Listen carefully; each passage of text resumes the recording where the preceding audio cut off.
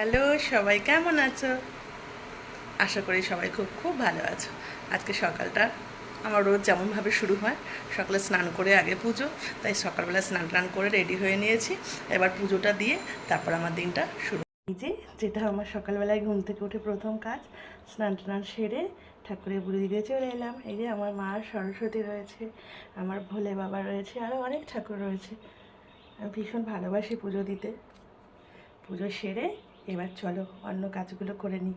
আর কী কী কাজ করছি তোমাদের সঙ্গে শেয়ার করি। এই যে আবার পূজা কমপ্লিট হয়ে গেল, এবার চলো কিচেনের দিকে যাওয়া যাক, ওখানে গিয়ে বাকি কাজগুলো করে নিই।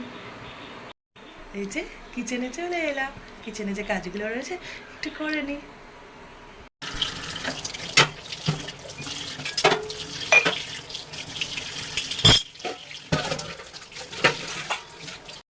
আমার হাজব্যান্ড সকালবেলায় হালকা টিফিন করেই ভাত খেয়ে নেয়, কারণ স্কুলে যাবে।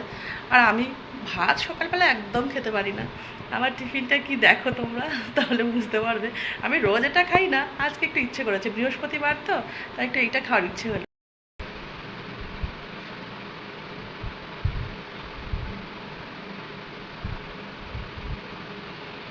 যে সকাল সকাল দেখো কি খাবার নিয়ে বসে পড়েছি, এখন এগুলো খাই।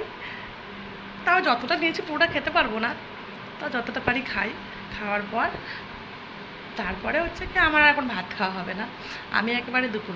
আর হ্যাঁ, সেটা মনে আছে তো, যেটা রোজ সকালে আমি খাই আর তোমাদেরও খেতে বলেছি, যে রাত্রে ভিজিয়ে রাখা চিয়া সিড আর 1 চামচ লেবুর রস, 1 চামচ মধু, উষ্ণ গরম জল, তিনটে ভালো করে মিক্স করে তারপরে কিন্তু খেতে হবে। তোমরা কিন্তু রোজ খেও, আমিও কিন্তু খাই, কিন্তু কী আর করা যাবে, আমি তো সবসময় গলু গলু। ঠিক আছে, তবু তোমরা কিন্তু খেও। ওটা শুধু ডায়েট কন্ট্রোলের জন্যই নয়, শরীরের জন্য খুব উপকারী।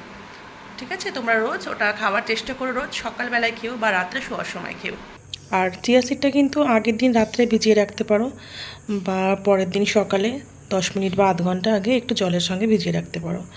আর অর্ধেক চামচ মতো মধু দিয়ে দিচ্ছি আমি, অর্ধেক চামচের বেশি 1 চামচ পড়ে গেছে। 1 চামচ মতো দিতে পারো, কোনো অসুবিধা নেই, 1 থেকে 1.5 চামচ দিতে পারো। তারপরে পুরোটা মিশিয়ে এবার উষ্ণ গরম জল করে। বন্ধুরা, আর একটা কথা, তোমরা কিন্তু খুব সাবধানে থাকবে। এখন বর্ষাকাল তো, আমি যখন পার্লার থেকে রাত্রে আসি না, রাস্তার আশেপাশে কত সাপ পোকামাকড় দেখি, জানো তো। ওগুলো থেকে খুব সাবধানে থেকো, নিজেদের খেয়াল রেখো। ঠিক আছে, আর রাত্রেবেলায় বেরোলে অবশ্যই লাইট নিয়ে বাইরে বেরিও। আর যারা রাত্রেবেলায় মশারি না খাটিয়ে ঘুমাও, তারা কিন্তু দরজা জানলা আটকে ঘুমাবে, নাহলে কিন্তু কোনো পোকামাকড় ঢুকে কামড়ে দিতে পারে। একটু সাবধানে থেকো, নিজেদের খেয়াল রেখো। ভালো ভালো থেকো, সুস্থ থেকো, সকলকে টাটা।